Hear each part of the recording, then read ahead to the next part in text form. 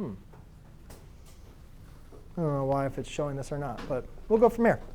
So let's go ahead and take a look at this problem. So the main thing I want you guys to understand, at least from this onset here, is we have fx. We have the expression for fx. Agreed? So we can just replace f of x with 3x squared plus 5x minus z.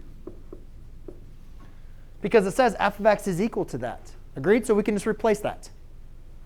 Then we can replace g of x with 5x squared minus 3x plus z. And we can replace m of x with 2x squared minus 2x. Now, you want to be careful and do not do this.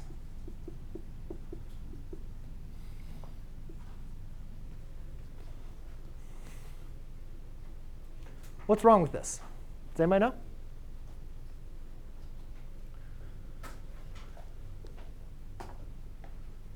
What's wrong with this is you're subtracting a 2x squared, but you're not subtracting the 2x.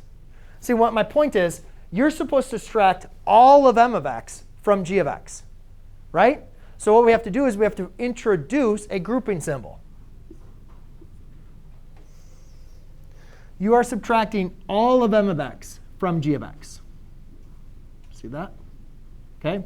So what that does now is now we can distribute this negative if you'd like to. We can rewrite this as 5x squared minus 3x plus z minus 2x squared plus 2x. Right? You can distribute that negative.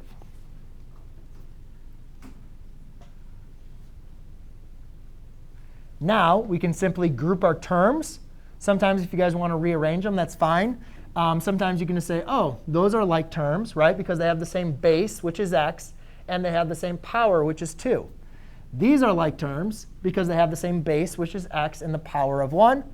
And then this is all by itself because it's only the thing with z.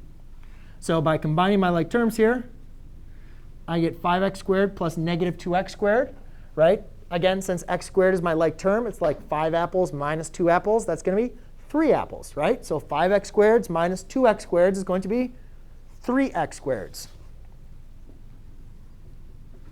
Negative 3x plus 2x is going to be a negative x plus z.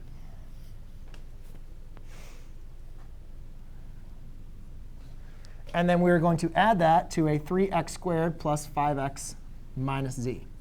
Now, I am adding this. But do I really need this grouping symbol anymore? No, I really only wanted the grouping symbol for my subtraction. So I can actually just get rid of this. And sometimes it's more beneficial, rather than doing it like I did over here, you could also just rearrange the terms.